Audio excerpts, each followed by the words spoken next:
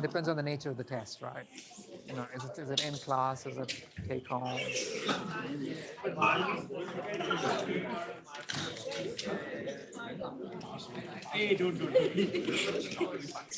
Depends on the subject, depends on the history of the instructor. Or does he repeat himself? It's not the question, it's the ideas. So the specifics will change, but the concepts that he will invoke will be the same from time to time, because as a professor, I can tell you how I operate.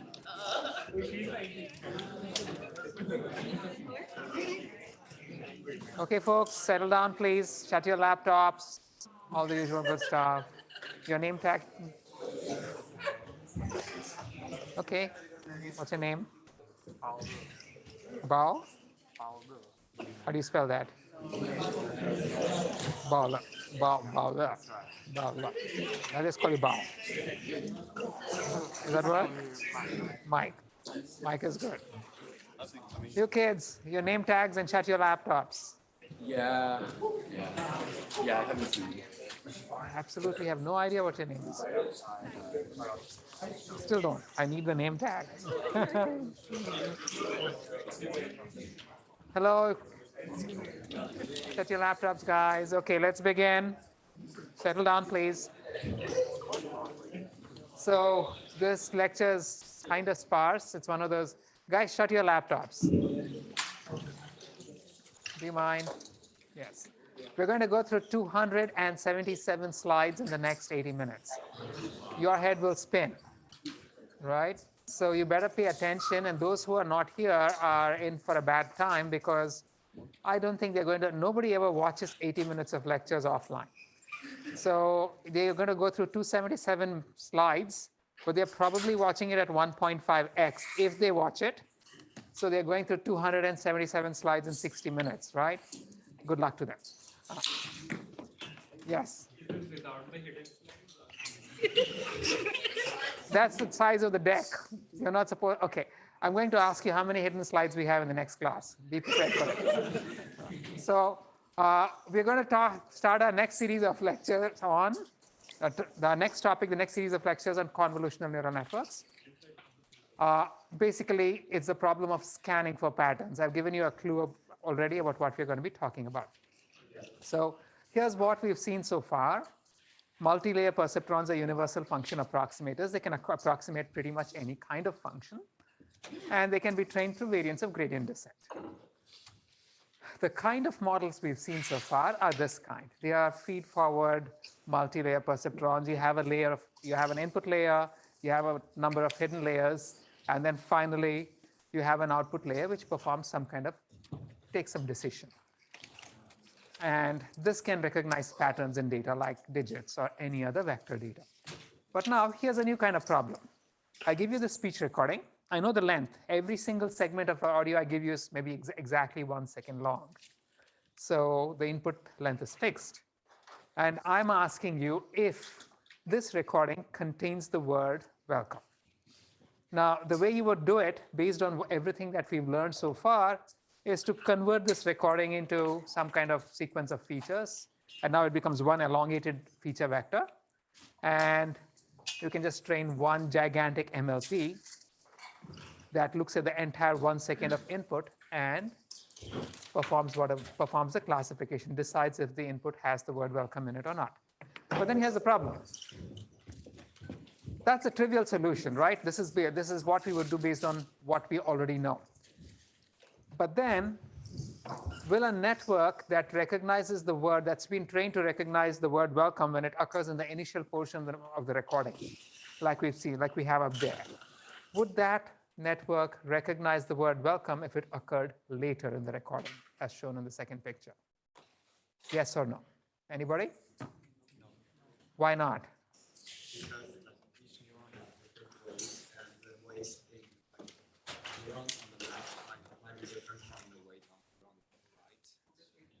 So that's, yeah, that's a good answer. But is there a chalk somewhere here?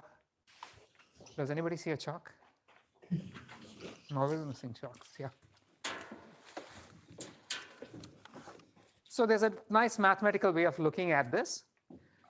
Let's think of this as my recording, where I've taken all the features and sort of unwrapped them into a single vector. And so your vector is going to be something of this kind. It's going to have however many number of dimensions that you have in the input. Now, when the word welcome occurs, I'll consider the very trivial example where the features are all 0, where you don't have the word welcome, and the features are 1, where you do have the word welcome.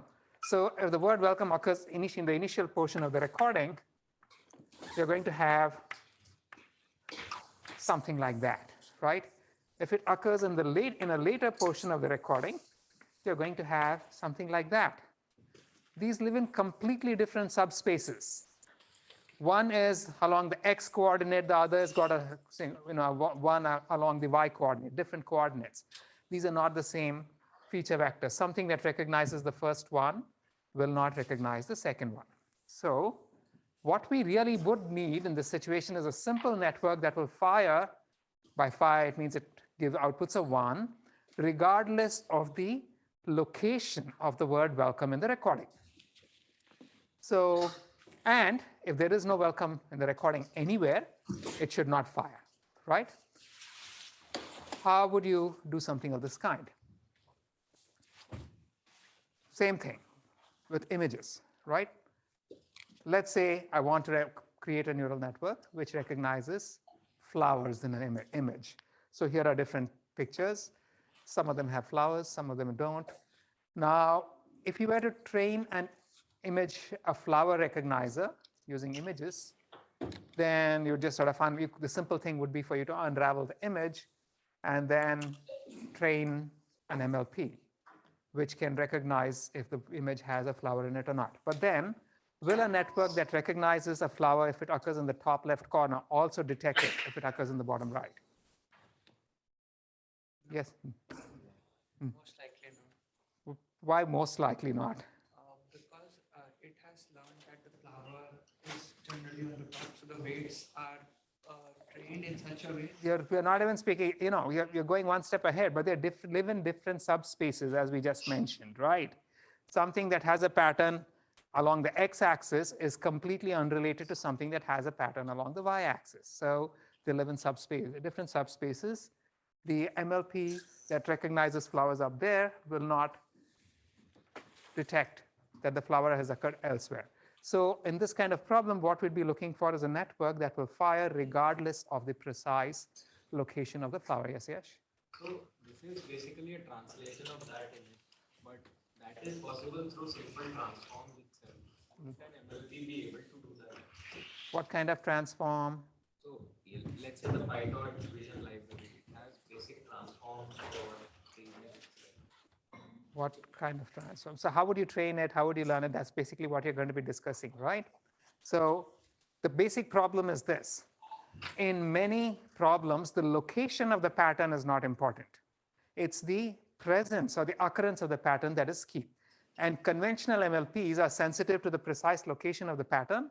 If I move everything by just one component, you're going to live in a completely different subspace. So here in this example, if instead of having, what did I do with my shot? Yeah.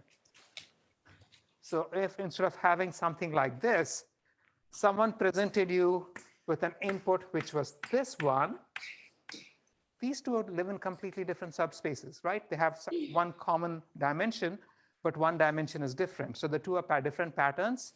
Recognizing the first pattern doesn't mean you'll recognize the second pattern. So what we want is a network that is shift invariant.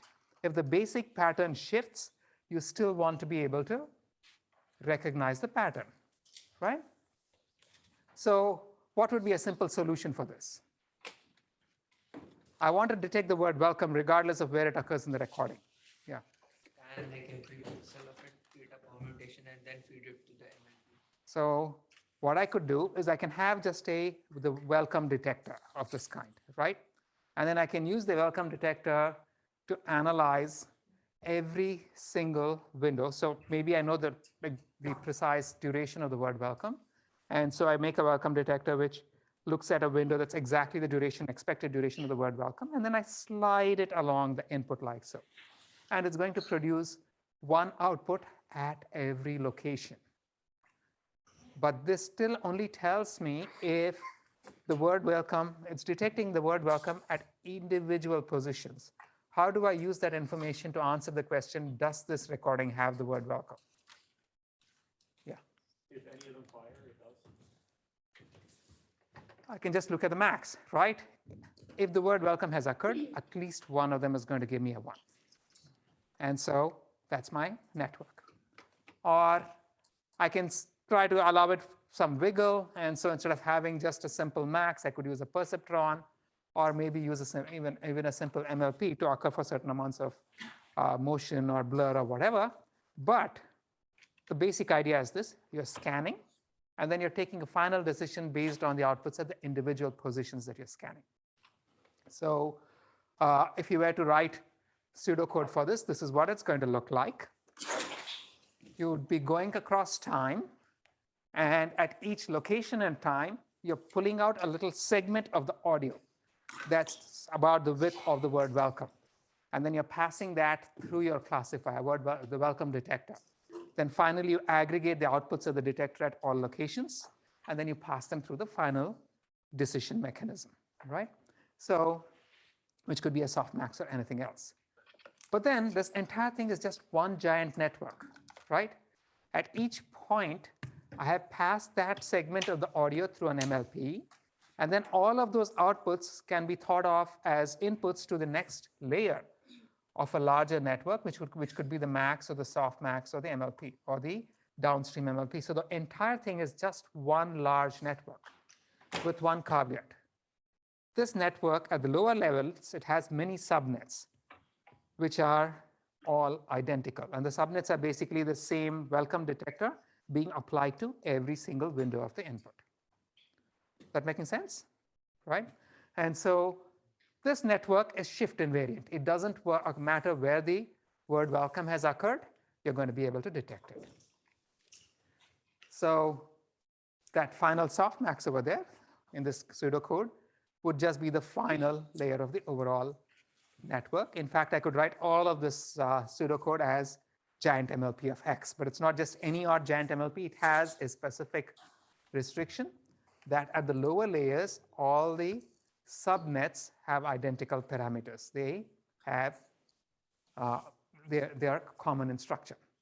The same thing with images. So if I want to build a flower detector of this kind, then I can just create a little MLP which looks at a little window of the image to determine if that window has a flower. And then I can scan every location of the image using this flower detector. And eventually, I'm going to have one decision at every location in the image where the flower detector has looked at that region and taken a decision. And then as before, if there's a flower in the image, at least one of these is going to be close to 1, so I can just take a max. If none of them are high, it means there's no flower in the image. So I can, again, replace that MLP with a softmax array, that max with a softmax or an MLP, right? So was there a question? Yes, Isha? So, like, I'm assuming that the width is pre-specified, right, before we scan? That's the window that we've got the. Yeah, so what if there's a case, like in this case, if we're detecting a flower, but the size of the flower is like smaller, is that? Assume for now that the flower sizes are the same. We'll get to that. Yes. Yeah, my question was also, how do you determine the size of the window? So in the case of the word welcome, you have a typical idea of how long the word welcome is, right? So you might have maybe a bracket which covers all possible ranges, and then you're going to scan. So I had a question that if there's a flower inside a patch and like if it's like very slightly like it has slight variation then like compared to training data, then it won't be like able to detect that. Like the subspaces will be different in that case. So the subspaces will be different if the positions are different, but if you're looking for variations within the window, that's a standard classifier, right? So now the alternative, what would have been an alternative to this framework? If I go back all the way here, what would have been an alternative, just to give you the counterpoint? So instead of doing all of this, what could I have done along this structure? Yeah. Probably Like row training data which have like some different positions. So I could have done this differently. I could have collected lots of training data with welcome in every single position. And that, but I'm going to need an extremely large amount of training data because you'd have to consider every possible position, and correspondingly, the network would also have to be much, much larger to be able to account for all of these variations. So what we are really doing over here is getting a much more parsimonious network to perform the same shift invariant operation. Yes? So the word welcome is a 1D input detection that we are doing, but in case of a flower, the flower in itself can have, since it's two-dimensional, there can be rotations and different types of transformations in it. So assume that your basic flower detector is able to detect all kinds of flowers within that window. That's a simpler classification problem, right? Okay. So once again, if you're thinking of detecting flowers, here's what you'd be doing. You'd be scanning across the horizontal axis and then across the vertical axis. At each position, you're going to be pulling out a little window of the image, and you pass it through the classifier. And finally, you're going to pass the collection of outputs through your final softmax. So once again, you can view this entire thing as one giant network, where you have this simple MLP, many copies of the same MLP, evaluating every position of the image. And their outputs are finally passed in through the terminal decision layers. So this distinction over here, unlike a standard MLP, is that at the lower layers, all of the subnetworks are identical in structure. Yadvet? Would you have to label every patch if you were doing this kind of training? You tell me? This is just one giant network. So the max? Yeah, no, maybe not. That's the beauty of it, right? When I think of it this way, I no longer have to tell you this or this or this is where the flower occurred. I can give you images with and without flowers. And because I've just made the whole entire thing one large network.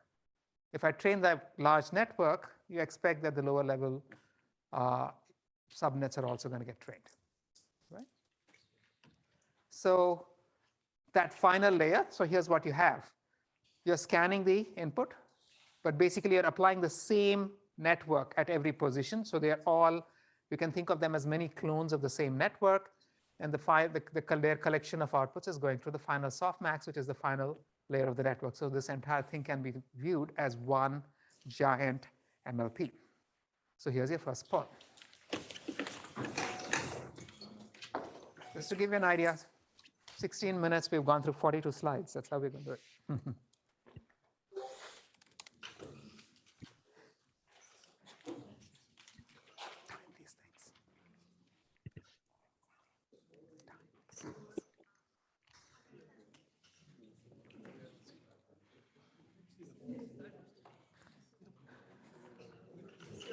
No, it says it cannot be.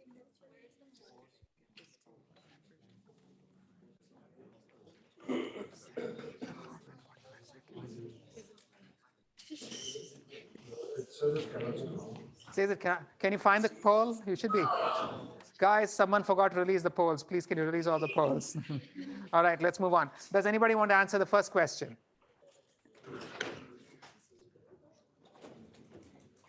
True or false? What about the second one? True or false?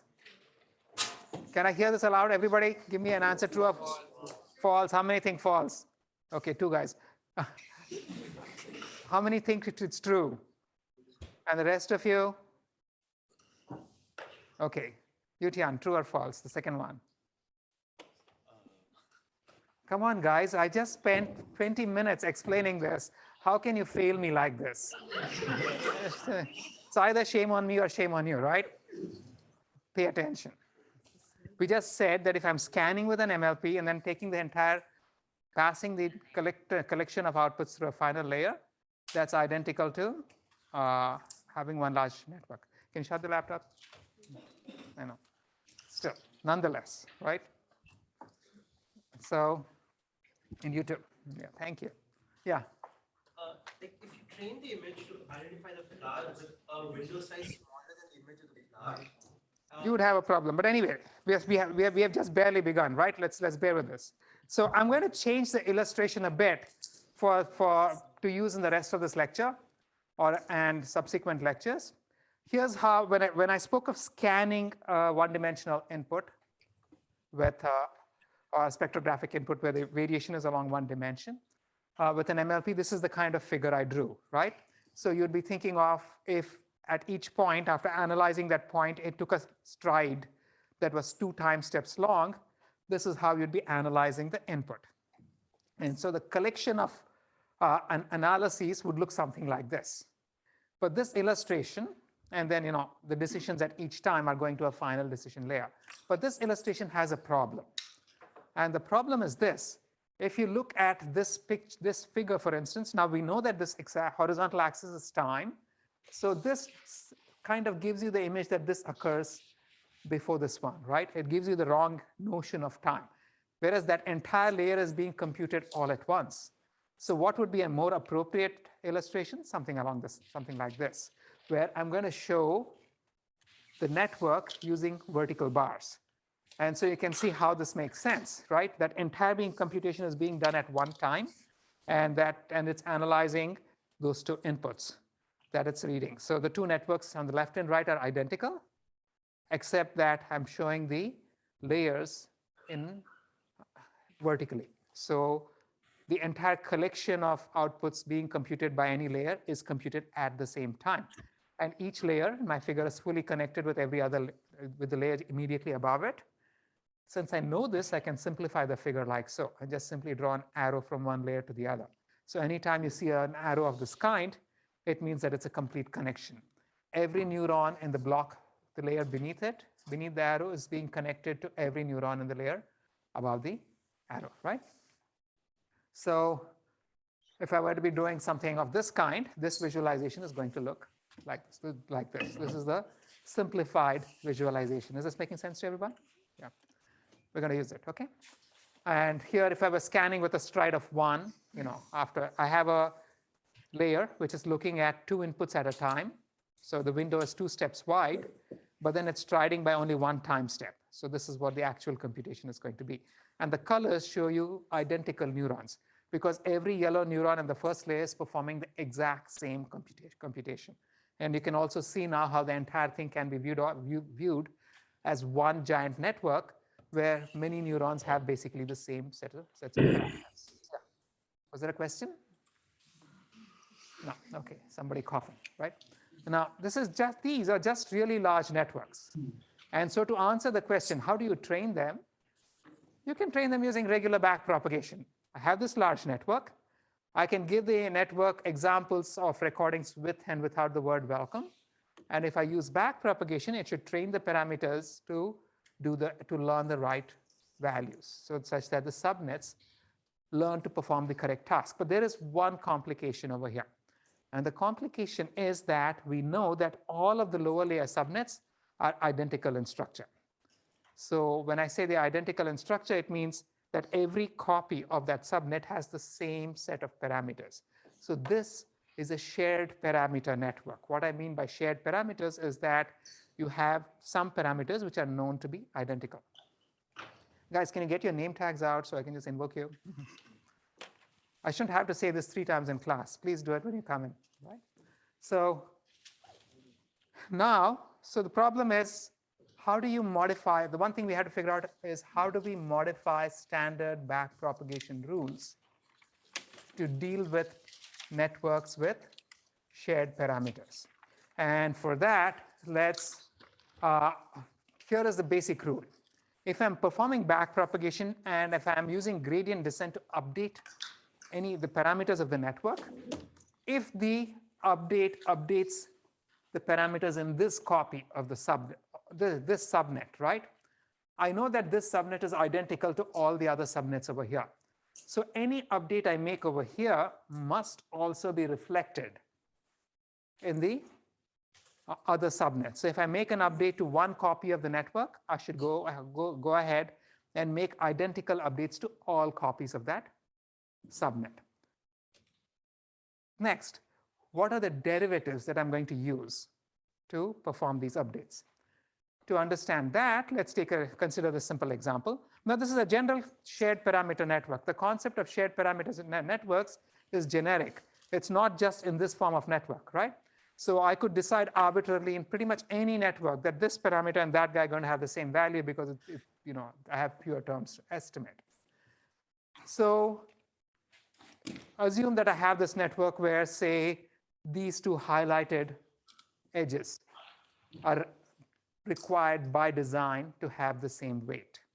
So I could say that this weight, Wij(k), and this weight, Wlmn, must both have the same common value represented by W superscript S. Now, for any training instance, you're going to have, if you pass it through the network, you would get an output from which you can compute a divergence. Now, what is the meaning of a derivative? The derivative basically tells you how much perturbing a specific value is going to change some other value.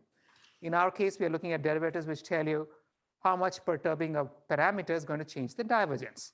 So here, the question we'd ask is, how much would perturbing this common value Ws perturb the final divergence? And the thing is, since these two parameters are tied, if I perturb Ws, it's going to perturb both Wij(k) and Wlmn, right? And both of them in turn are going to influence the divergence. And so the derivative I want to compute is the derivative of the divergence with respect to Ws.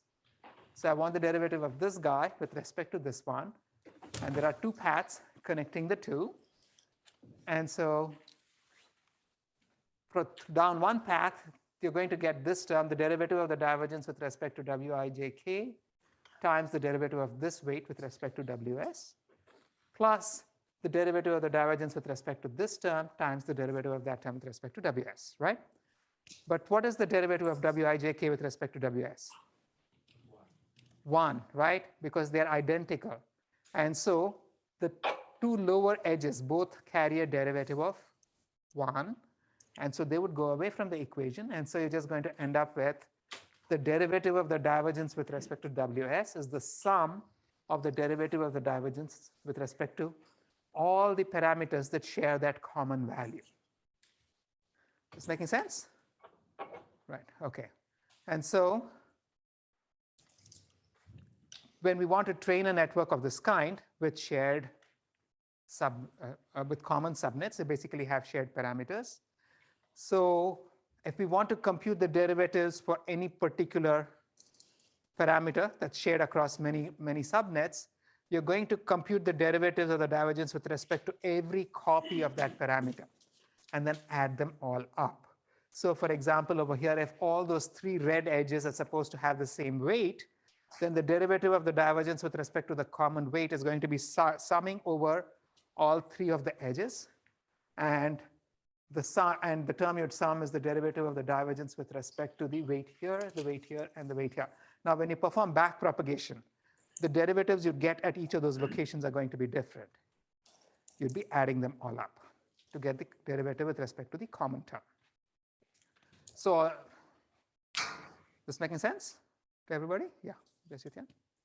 Do we need to divide that derivative by like the number of shared weights? What does this say? Like, because I know like the math here makes sense, but like suppose we have many shared weights. It doesn't matter, right? If you perturb the common parameter, it's going to perturb all of those guys. Like in the case of like that flower detector, won't that indicate that if I have a larger image input, then the gradient will increase? The point in regions where there are no flowers, will perturbing the weight change the divergence? It should not. There is no flower over there in general, right? And so basically, the size will not actually end up being relevant. The point is that these are shared parameters. This is what the math says you must do. There's no two ways about it, right? So it's not averaged, it's summed. And so if I were to train my network, this is what I would be doing. I'm going to be initializing all of my weights. Now, in my network, I have many sets which have a shared common value, right? Common parameter. So I'd be going over all of the sets. Within each set, I'd be going over, I want to compute the derivative of the divergence with respect to the common parameter within the set. And then I'd be updating the common value using gradient descent. And of course, that means I need to be able to compute the derivative of the loss with respect to this common value for the set.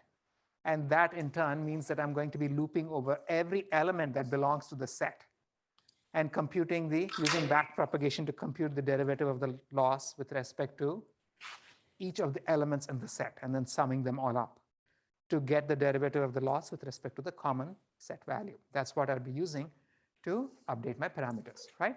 So that's going to be computed using backprop. So the story so far is that position invariant pattern classification can be performed by scanning. You'll be performing 1D scanning for sound, 2D scanning for images, 3D, and you can generalize this to any number of dimensions, 3D or higher. And this is equivalent to composing a large network with repeating subnets. And when you try to perform learning in these scan networks, backpropagation rules must be modified to combine gradients from parameters that share the same value. And this applies in general for networks with shared parameters. Yeah. How are we identifying the shared parameter? Is it just the same value? So the shared parameter, look at this, right? This picture over here, if I was scanning, these are the same network, right? So you know that the set of parameters for the first network is exactly the same as the set of parameters for the second network and so on. Yeah. Christina? If the set of parameters are the same, why would the derivative be different? They are being computed from different places. The derivative is a function of the x and the parameter, right? And the x at the different locations is different. Instead of training one large MLB, if we set each window as a separate data set and pass them as a batch, will that reduce our training? The problem is that you don't know the labels for the individual things, right? That's why you need the final combination, yes. It was less before, it's like 67. The first line says the double equality. Why do we have that equality? If I just chose that, I'm just saying that if I have these two set parameters which are supposed to be the same, like we do in the case of the scanning network. So then how do you compute the derivative with respect to the common value? Right, it's a suppose thing. So all right, everybody with me so far? Okay. Now, I'm going to be using this picture, and let's take a closer look at the scanning solution. Now, if I were using this network over here, which has two hidden layers with 4 neurons, 2 neurons, and then finally one single output layer with a single neuron, then at each location, so this figure is just explaining that the vertical picture is the same as the figure to the right. At each location, every one of the lower layer neurons is first computing an output, right? And then the second layer neurons are using all of the values from the first layer neuron to compute their outputs. And then the third layer neuron is computing its output from the outputs of the second layer neurons. So these little balls that I've shown, those are all the values that you would be computing when you're analyzing that first window of the input. And then the whole thing would slide by a bit, and then you'd compute those values at the second window, and the third, and the fourth, right? And so all the way onto the end. And then finally, from the uppermost set of outputs from the uppermost layer, you'd combine them using a max or a soft max or what have you, and take a decision about the entire recording. So this is how we'd compute it. But now suppose I do something and say that I go ahead and compute the first outputs of the first layer neurons. Then the first layer neurons decide to go off and do their own thing without waiting for the rest of the network. And they slide down the network and compute their outputs all the way to the end at every window. And after the first layer neurons have done their job, the second layer, the rest of the network is computed from the outputs of the first layer neurons at the first window. is the output at that first position going to be different? Yes or no? No. Right? And so the output here does not change because I've reordered the computation, right? And so now I could do the same thing with the second layer neurons. The second layer neurons take their lead from the first layer neurons, and the second layer decides to go off and do its own thing because at every position it already has the inputs required to perform its computation, right? And then so the second layer goes off and computes all of its values all the way to the end. And now at the first position, that white neuron reads the required inputs from the outputs of the second layer and computes its output. Will that output be different? Not right? This output is also going to be the same. And so now the second final layer neuron can actually do its job, scan the input, and you can pass it through a softmax. And changing the order in which this computation has been performed doesn't change the final output. Although you change the order in which the computation is being performed, you are still scanning the input with an MLP, right? All that happened was, what happened? You reordered the computation. That's about it, right? And so if you look at it in terms of code, this is what we had. We were going across time when you were scanning. When you're going across time at each position, you were pulling out a segment of the input and you were passing it through an MLP, and you got an output at each position, and then you pass that collection of outputs through the final decision mechanism. So if I were to expand it out, if I were to write it out in vector format, so what you were doing was this. You were going across time. At each time, you were going through the layers of the network, right? And the first layer operated on the input, but then and the first layer operated on a window of the input, right? The first layer was actually looking at an entire segment of the input. But otherwise, subsequent layers were simply looking at the output of the previous layer. And then each layer was first computing its affine value, and then the affine value was being put through an activation. This is the simple operation we were performing. This clear to everybody? Right? So this is basically what we were doing. And why have I made a special case of the first layer? It's taking the input. It's taking? Excise. It's not just that. There's a little more. It's taking the raw input. There was something else. There's something additional. Go back and look at this figure, right? So let me show you. Go back. Okay. Look at this figure. The first layer is looking at a window of the input, right? It's looking across several time steps. But what about the second layer? It's looking at just one position, right? One position. So there are two distinctions. It's not just that it was looking at the input. It was that the first layer was looking at a window of inputs, and this distinction is going to be important, so which is why I'm making a point of it. The first layer is looking at a window of the input, and then subsequent layers are just operating on the previous layer output at that time. But then once you've decided on that, you just compute an affine value and then an activation. Now look at this. All of the actual action is happening inside the gray box, right? So if yes. I have a basic question for the softmax. So is this different? Like I thought n inputs into a softmax will give you n outputs, right? Could be a logistic. It could be if you could have multiple classes. No, n inputs won't give you n outputs. It depends on how many classes you have, right? Okay, so when you say softmax, like it's whatever the decision mechanism is out there, right? So now tell me this. All of the actions happening inside the innermost loop, right? So if I change the order of the loops, would the output change? You're all coding experts. So Marlies, would it change? Why not? Yash, why not? You just reordered. This has got to be obvious, right? All the computations happening inside the innermost block. Changing the order in which you access the blocks will make no difference. And so I could just, the first one is over time, the second loop is over layers. If I flip the two and went over layers and then went over time, the output is going to be the same, right? And that's basically what we just did. When I reordered the computation, that's all I just did. Otherwise, nothing changes, right?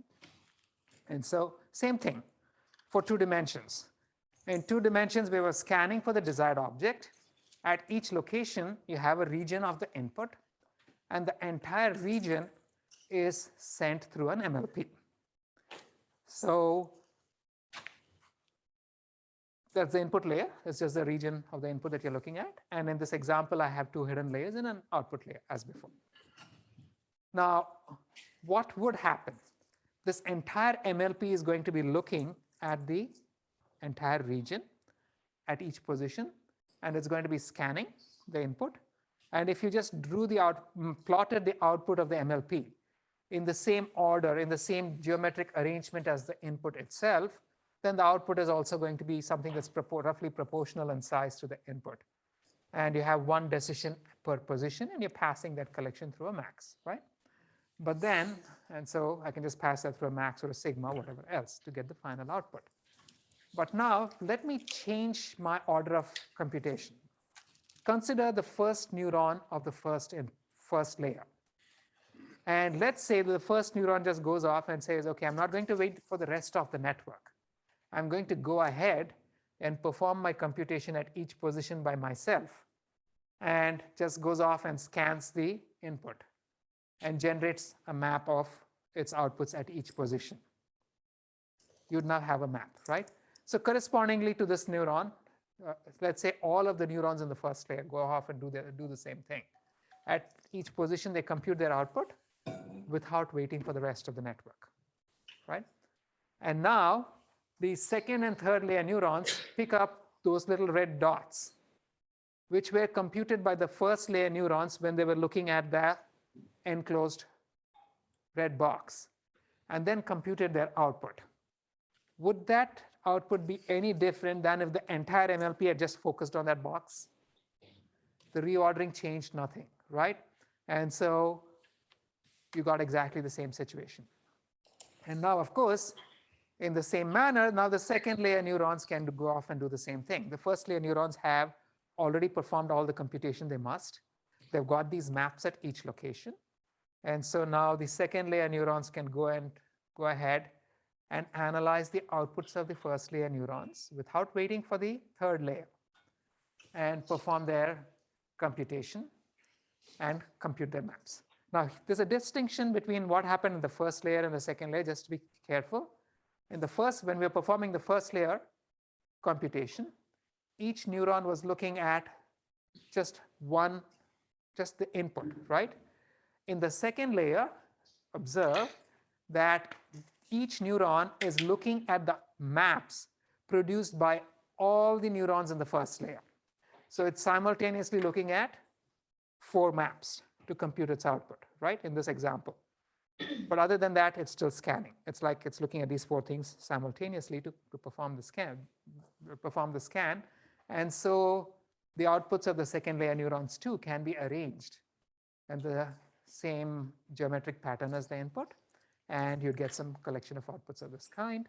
And now to take a decision about that block, the final output neuron could just look at the corresponding outputs of the second layer neurons, all the second layer neurons, when they were analyzing that block, and take its decision. And this decision should be the same as what you would get if the entire MLP had just focused on that one block. Right? Everyone with me? And so, and the final layer neuron too could scan the outputs of the second layer neurons, and you could take your final decision based on those. Now, if you want to look at whether there's a flower in any specific location, all you have to do is to look at the corresponding location in the map of outputs produced by the final neuron, which in turn is looking at the outputs at those locations in the maps of outputs computed by the second layer neurons. And the second layer neurons in turn are looking at the outputs of the first layer neurons when they were analyzing that particular location. And so you work your way back. All of them are looking at the same region. And so if you just read off that little yellow value on the final map, you would get the decision for the block shown in the red square, right? So again, if I want to say, is there an output, is there a flower in the picture, the entire output map by the final layer neuron can be passed into a final decision mechanism, max, softmax, MLP, what have you. Or what we like to do is to sort of flatten these if you're going to be implementing these things in code. And instead of drawing them in the shape of a rectangle, I can draw them as a flat vector and pass that through my network. But anyway, going back and looking at it in terms of pseudocode, when we were scanning two-dimensional inputs for patterns for the flower, what we were doing earlier was this. You were scanning along the horizontal axis, and then you were scanning at each horizontal position, you were scanning along the vertical axis, or vice versa, right? And then you were pulling out a segment of the image, which was the size of the window that you wanted to analyze, and that segment was being passed through your MLP to take a decision at that point. And the collection of outputs was finally put through the final decision mechanism, whatever it was, right? So given this, if I zoom in a little bit as before, here's what we were doing. You were scanning across the horizontal and vertical axes. At each position, you were passing the input through the sequence of layers. The first layer looked at a window of the input. Again, you have the same difference over here, right? The first layer was looking at the entire window of input. The second layer was looking at a single dot from the outputs of the previous layers. So that's the distinction between the if clause and the rest of it. But otherwise, the first layer was looking at the window. Each subsequent layer was computing an affine value from the collection of outputs of the previous layer. And then you finally put that through an activation, right? So again, all the action is happening in the innermost block. So you're scanning, and when you're scanning at each position, you're going through the layers. But because all the actual computation is happening inside the innermost block, if I change the order of computation and push the layers out first and the scanning in later inside, the output will not change, right? And so this is what your final computation is going to look like. So that's basically, we've seen this both visually and in terms of pseudocode, how changing the order of computation doesn't really change anything. Now, the changed order of computation is what we call a convolutional neural network. But a convolutional neural network is effectively an MLP that is scanning for patterns. Yes? So I understand how the sharing works, but other than, I guess, like doing this and allowing it to train on images where like which are shift invariant, is there like any benefit than actually just training on like images that are of the window size and then just combining the output? Like, because wouldn't that be easier? Like, would you just have to replicate one network multiple times? You wouldn't have the labels for the individual segments. But would you read the labels? Because you so if I, can you tell me, if I gave you a picture and I didn't tell you where the flower was, which window has the label 1 and which one has label 0? Sure. So I'm saying that MLP would need to be trained on like very focused imagery of like just a flower and no flower. And I'm saying like if it can just detect that, then technically it can just be combined. In principle, right? So if you had this, but in the large class, right. So usually like the main benefit is the fact that the training data is often not. And even if you've got something like flowers, they're never going to be exactly in the same position that you expect them to be, right? So then if you take a larger window, you're back to the original problem of considering all possible positions and permutations. So you haven't solved the problem. So the story so far, position invariant pattern classification can be performed by scanning the input for a target pattern, which is equivalent to composing a large network with shared subnets. The operations in scanning the input with a full network can be equivalently be reordered as scanning the input with individual neurons in the first layer to produce scan maps of the input, and then jointly scanning the map of outputs by all the neurons in the previous layers, by subsequent layers, because the second layer is jointly scanning the maps produced by all of the neurons in the first layer. We saw that, right? It's not looking at just one. one neuron. So any questions? We've gone through the easy bit. So if you have any questions, yes. Yeah, so intuitively, the first layer, each neuron will be looking for their own patterns. Yeah. Is that correct? And then the second layer will be looking for kind of like the existence of a set of patterns. Yes. And that's a key thing. That's a good question. Good question, Shreyas. So can this be thought of as something like we are, since we can't make a decision on the 2D data, we are trying to expand the dimensions? Even in the case of welcome, the expert dimension is now like. There are many different ways of looking at it, right? Eventually, it's just scanning with an MLP. That's my point.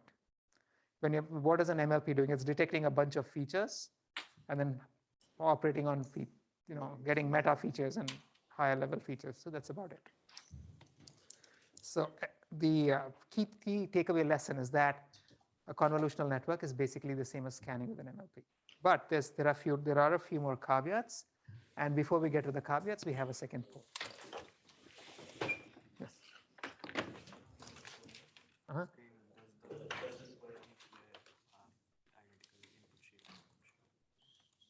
No. So look at that. So if you look at this first, in my example, the first layer had 4 neurons. The second layer had 2 neurons.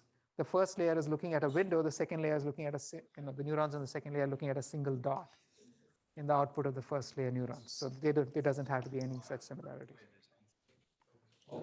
Are the polls up, or do we have problems? You're up. Okay. So that's just the first one. Yeah, the first one.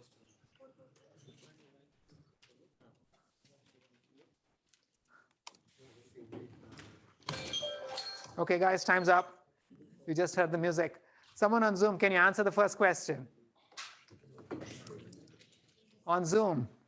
Is there anybody on Zoom? True. Thank you. You're the only person present on Zoom. You will get your attendance. The second one, true or false?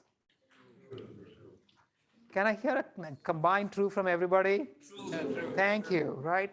So both of them are true. Scanning an input image with an MLP is mathematically equivalent to first scanning with the individual neurons in the first hidden layer, and then scanning the output maps of the first layer neurons with the rest of the network. And this operation can be recursed, right? That's what we've seen. Now, the entire MLP looks for a flower-like pattern at each location in this case, right?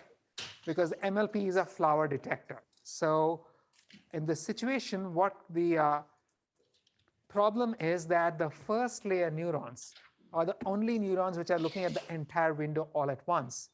And the rest of the network is gated on whatever the first layer neurons detect. So the first layer neurons bear the entire responsibility of detecting all the relevant patterns to detect to compose flowers. So that's a lot of responsibility. Now, and subsequent layers only look at single pixels in the maps produced by the first layer neurons or whatever the previous layer neurons compute. Now, instead, can we sort of distribute the responsibility of finding patterns? Instead of saying the first layer neurons must look for flower-sized patterns, I can detect that there's symmetry even within the pattern. A flower is composed of petals. It's got sepals. Maybe it's got some leaves around it. There's a lot of repeating structure even within a flower. So I could just say that my first layer neurons are not going to look for flower-sized patterns. They're going to look for patterns that are smaller. So now the first layer neuron could be looking at something the size of this white block over here and scanning the input with the, we don't know that we've not tagged it as petal, but yeah, right? Something smaller than a flower. But we are still trying to detect flowers, right? So because we are trying to detect flowers, can I just look at the individual dots in the first layer to detect if there's a flower? No, then what must I look at? I must look at a window, right? And so now the second layer neuron is now going to look at a window of outputs from the first layer neurons. Now, this is a key distinction from what we were discussing earlier. When we were discussing this thing earlier, the fact that I was arranging the outputs of the neurons in a manner that was geometrically analogous to the input was not really important. It was irrelevant, right? I could have rearranged everything, and so long as every neuron was looking at the right position, things were fine. But now arranging things properly becomes important because window represents geometric contiguity, right? And so now the second layer neurons can look at blocks of outputs in the first layer neurons. And if you look at that, each second layer neuron, when it looks at a window of the outputs from the first layer, it is effectively looking at all the positions in the image that were used to compute any of these outputs, right? So it is effectively looking at this entire section of the input image. And then the rest of the, so in effect, the second layer neuron is now looking at the entire window. And the rest of the network, so the nice thing about having this kind of distribution is that you can find fairly complex patterns. The second layer neurons could detect, for instance, that if the first layer, the first neuron fires at, it could detect that if the first neuron fires at these two positions, and if the second one fires here, and if the third one fires here, and the fourth one fires here, then it's a good feature. So you can begin looking at complicated, they can detect complicated patterns within the window just by composing the patterns from what the earlier layer neurons just found. And the second layer neurons, again, they can scan the input, right, as before. Except when they scan the input, they're going to be looking at a window of in the output maps produced by all the first layer neurons. And they're going to be simultaneously looking at those windows from the output maps of all the first layer neuron outputs, all the first layer neurons. And now once they scan those maps, they're scanning them jointly, the second layer neurons would compute their own map. And then if you want to decide if there's a flower in the top left corner, you just have to look at the output of the second layer neurons at the top left corner, right? And so the final neuron could just be doing what it did before. What we've done over here is that we've sort of distributed the responsibility of detecting the pattern, a flower-sized pattern, over 2 layers. Instead of having the first layer be responsible for all of this effort, the first layer is responsible for smaller structures, and the second layer is composing it. So now we have a distributed representation. Yeah? Did the reordered computation we did earlier enable us to do this? Yes, it did. Right? I mean, yes and no, and you will see how. It makes it simpler. But if you didn't want to do that, you're going to encounter this in your homework. The computation can get ugly. So in an ideal case, each of the windows, as we move from the layers, should just decrease by 1 unit. It can decrease by, you can reduce in, I mean, what is decreasing? So like the earlier window length, the first layer is like of 6 by 6 by 6 pixels. The next should be 5 by 5 pixels. The next window can be 4 by 4 pixels. No, because here you're grouping things together. So, here, for example, I have the first one is a fairly large region, but the second one is just 3 cross 3, right? The key is to span the region that you're looking at in the input. So those are choices, design choices. Anyway, this is to answer the question. This is still just scanning with a shared parameter network. Except now the sharing gets a little more complicated, right? Earlier, you just had this entire subnet, the first subnet and the first subnet had shared parameters, but within each subnet, there was no sharing of parameters. The subnet was cloned. Now, within the subnet, you're going to have additional sharing of parameters. How so? So let's say I have this network over here. This is the network that's scanning my input, except that the first layer neurons are looking at a small block of the input, and the second layer neurons are looking at a window in the output of the first layer. So this black neuron is going to be analyzing each one of these 9 positions to produce 9 outputs, right? So also This red neuron would be analyzing each of these 9 positions to produce 9 outputs. The blue neuron would be analyzing each of the 9 positions to produce 9 outputs. But then if you look at it, in computing the output at any one of these positions is the same neuron. So the parameters are all the same, right? You can think of it as having 9 independent neurons with exactly the same parameters, looking at 9 different positions for each of the 3 blocks. Does that make sense? Yeah. Yes or no, right? Did you guys get that? Yeah. Right? And so now the next layer neuron is going to be looking at all 27 inputs. So, and then they have the rest of the network. So this is still an MLP. But what happened was that within the first layer itself, I had subsets of neurons with common weights.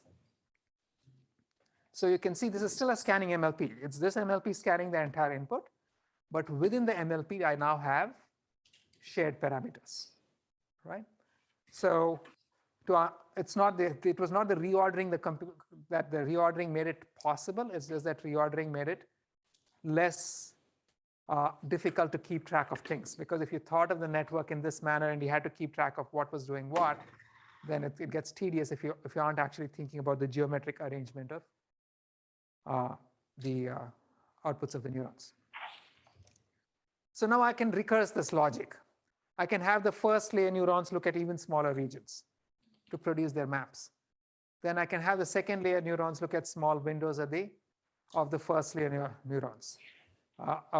First small windows in the maps, output maps of the first layer neurons. And then I can have the third layer neurons look at right? So at each position, effectively, now the second layer neurons are looking at a slightly larger region of the input. And now the third layer neurons can be looking at windows in the output maps of the second layer neurons. And at each position, if you work your way backwards, each of these third layer neurons, if the third layer neurons is looking at this window in the output map of the second layer neuron, because each of these guys considered an entire block over here. So this region effectively represents this region of the output of the first layer neuron maps, and which in turn represents one entire window of the input. And so effectively the third layer neurons are now looking at the entire window that you wanted to analyze. But what you have now done is you've distributed the responsibility of finding window-sized patterns across 3 layers. Yeah? On slide 190, how did you get 3 sets of 9? Pardon me? How did you get 3 sets of 9 neurons in the first? Okay.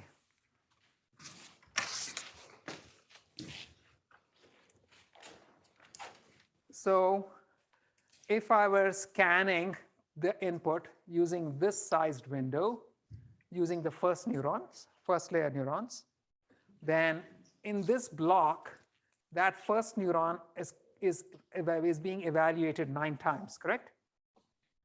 So it's like having 9 copies of the neuron, each one looking at a different region of the input. Okay, what about the red? So again, the red neuron over here too is scanning the input using an input of this size, using a window of that size. So you're scanning the same, window in the same image 3 times? Yeah, isn't that what we were doing even earlier? Oh, okay. Right? So that's exactly what we did, except that each neuron is independently scanning the input. It's trying to find a different kind of pattern. Okay, that Make sense? Any other questions? Yeah.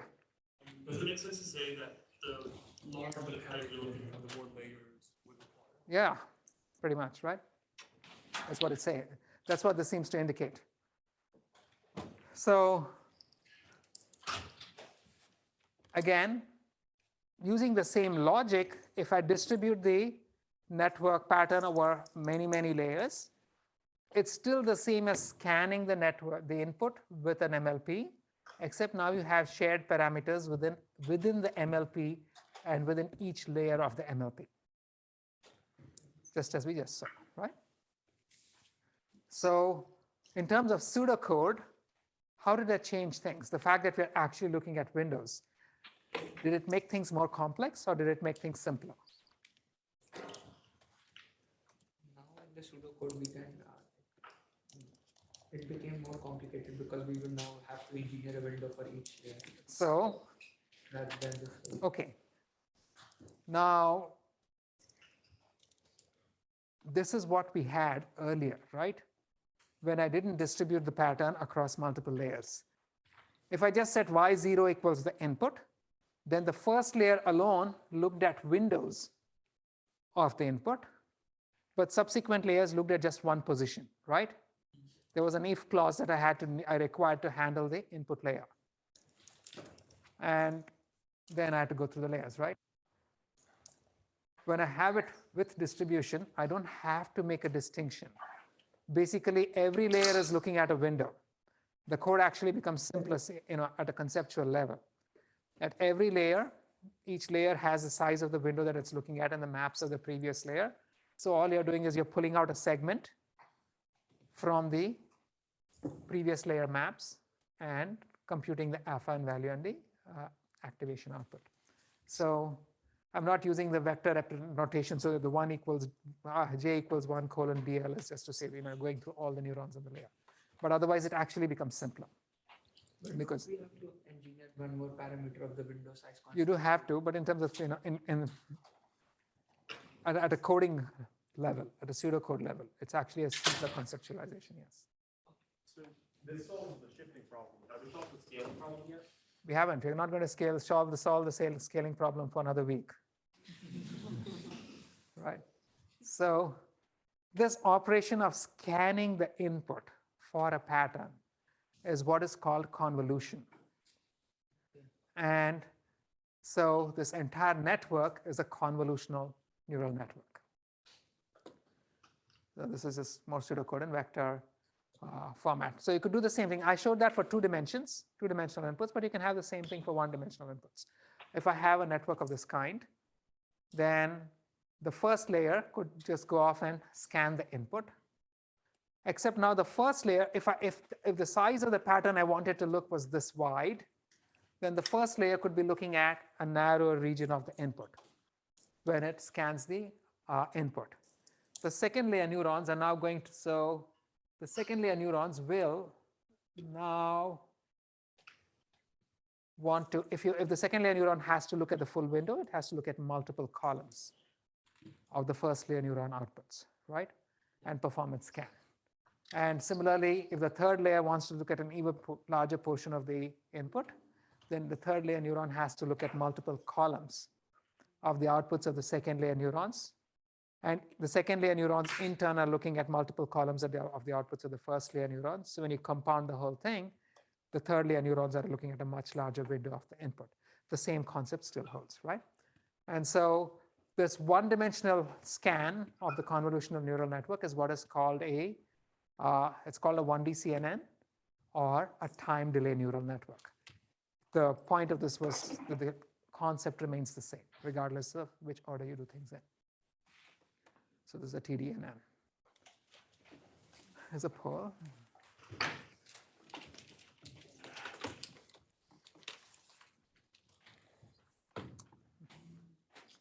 Beep.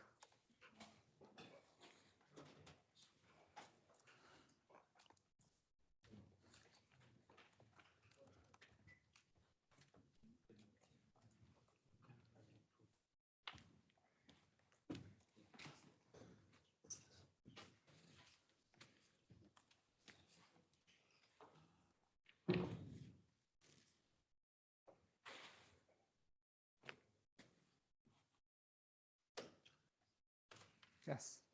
So I have a question about if there were like indicators in the image that were not connected to the actual. Time's up, guys. Yeah. For example, like if the flower is in a meadow or something, right? That would be relevant to the actual recognition of the flower, maybe. But it would. So again, we're not getting into that yet, but it's something that with the distributed scan, you might expect to actually have some of the lower level neurons detect such features, right? Guys, is the first statement true? No. Can I hear that together? How many? No. Oh, thank you. What about the second one? Yes. On Zoom, is the third statement true? Anyone on Zoom? Yes. Yes. Okay, and what about the fourth? No. Okay. False. The second and the third are the correct ones, right?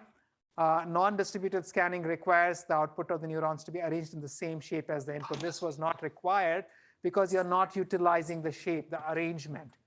It's only the distributed scan that's actually utilizing the arrangement.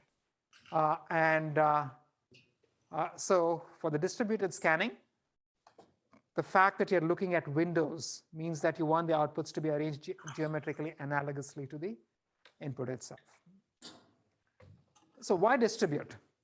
Distribution forces hierarchical representations with localized patterns in lower layers, so it's more generalizable. It also saves you both computation and parameters. So let's take a look. First, what is this business? What do I mean by hierarchical representations with localized patterns in lower layers? Remember how in the very first class, we spoke of composing this decision layer with multiple pentagons.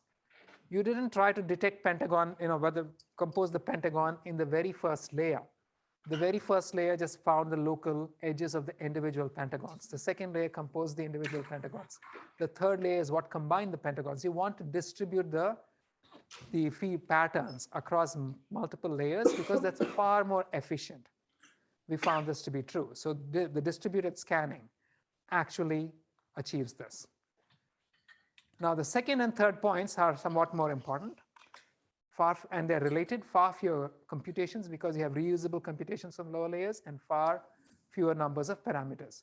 So to see how that happens, consider this case where I'm trying to scan an input, and I want to scan an input window that's 8 time steps wide to look for some pattern. So maybe my word welcome is 8 time steps wide.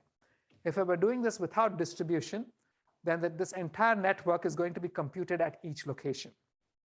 Every one of those circles shown is an independent computation that must be performed, right? And every one of the circles has a unique set of parameters. Or every one of the neurons in the network has a unique set of parameters. I'm going to simplify the figure without showing the individual dots, just the blocks. But this is just a visualization mnemonic, okay? So if I had N1 neurons in the first layer, and N2 neurons in the second layer, and N3 neurons in the third layer, how many parameters would the first layer require? Somebody said that? Can you say that aloud? 8 into N1. Because you have N1 neurons, each neuron is looking at 8 inputs. So it's 8 times N1. And if those bars are actually spectrographic bars, they'd have some depth D, right? So 8 times N1 times D. That's how many parameters the first layer would require. What about the second one?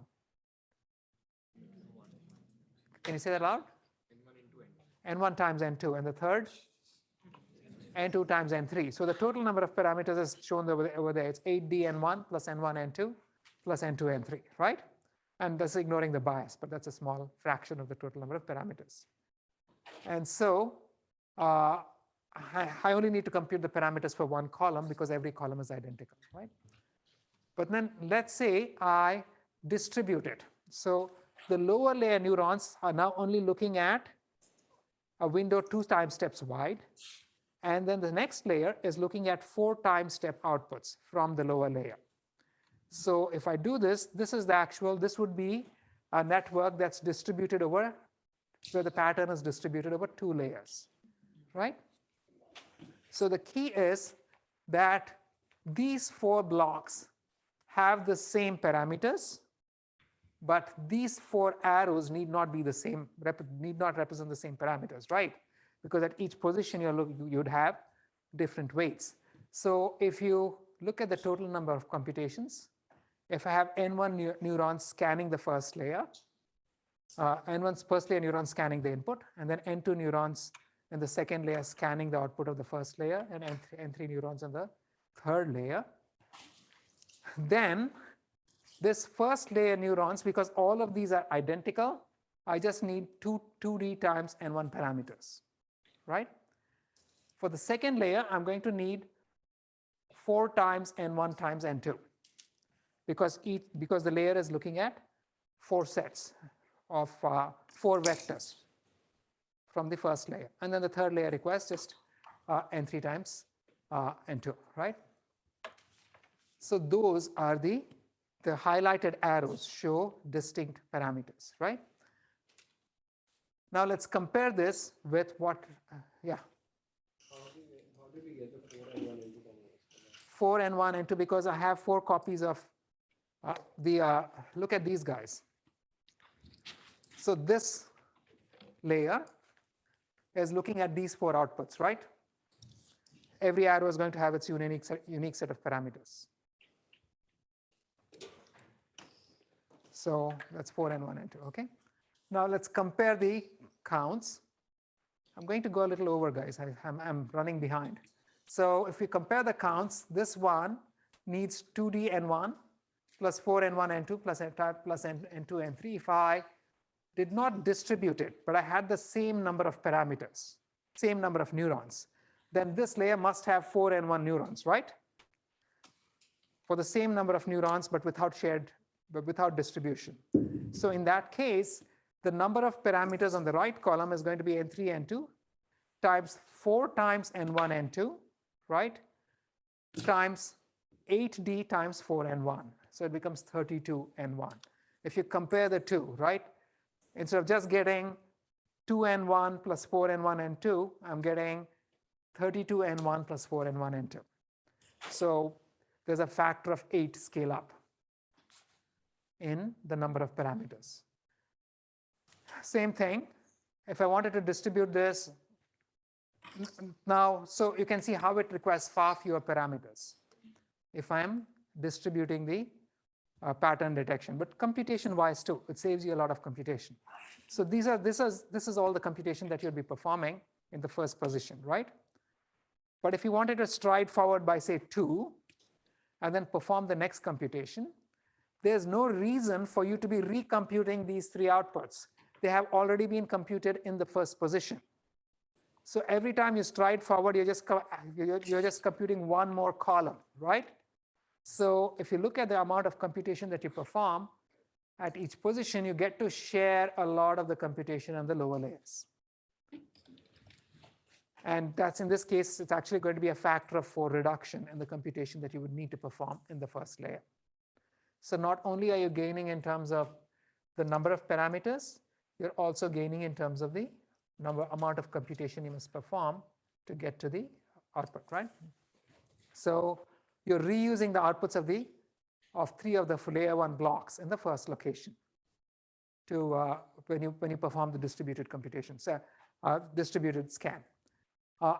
If I want to distribute the pattern over 3 layers, then in this case, the MLP might look something like this. The first layer neurons look at windows of 2. The second layer neurons also look at windows of 2 from the output of the first layer.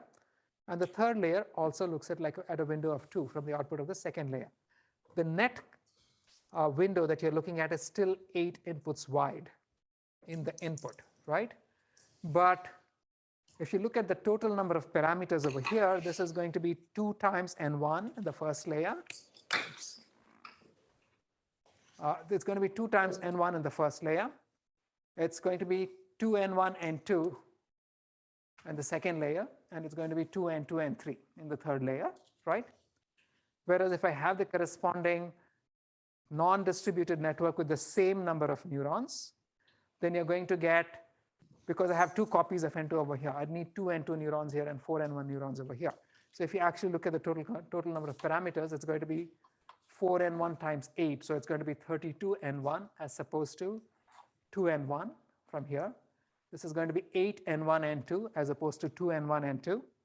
And so you can see how the number of parameters quickly blows up when you go from being distributed to not being distributed. And the same thing with computations. If I show you how to perform the computation, show all the computations, you can see how computations are being shared across all the layers, because you don't need to, when you shift from one position to the other, you don't need to recompute a lot of the intermediate values. They have already been computed in at the previous position. So you end up saving a lot of compute. So this was more of the same, right? In this case, I'll skip this, I'm out of time. And the same idea still extends when I have to do this in 2 dimensions. I showed you the one-dimensional illustration because it's very easy to visualize. I'll leave the 2D equivalents on the slides. But you can end up saving a lot of parameters. In this particular example I have in my slides, if I did not have distributed scanning, I'd need 1,000 parameters. With distributed scanning, it's only 190 parameters. The difference can be several orders of magnitude. Typically, it can be tens of thousands or hundreds of thousands or millions when you go from a distributed scan to a non-distributed scan.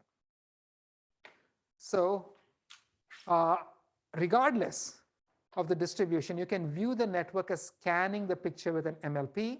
The only difference is the manner in which the parameters are shared in the MLP, right?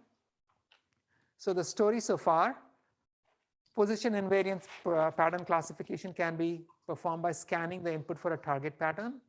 The operations in scanning the input with a full network can be equivalently reordered as scanning the input with individual neurons in the first layer to produce scan maps of the input, and then jointly scanning the maps produced by the previous layer neurons to compute maps for subsequent layers.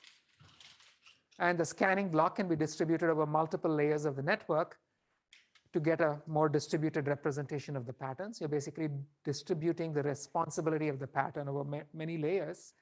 This has multiple benefits. It gives you a nicer and more efficient decomposition. It saves you parameters, and also saves you a lot of computation because computation can be reused. So there's one final poll, and we'll stop here. Yeah.